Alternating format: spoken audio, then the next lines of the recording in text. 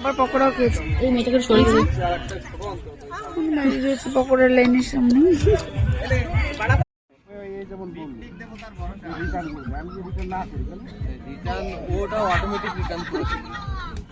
তখন আমার যাওয়ার রিটার্ন করবে যখন তুমি যাও তাই যেন আমি যত দুঃখ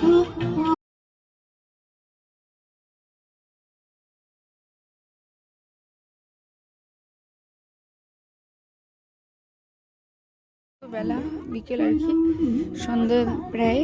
তো সবাই যে খেতে বসেছে, আমাদের খাওয়া হয়ে গেছে। ঠিক আছে, খুব মজা করলাম পিকনিকে।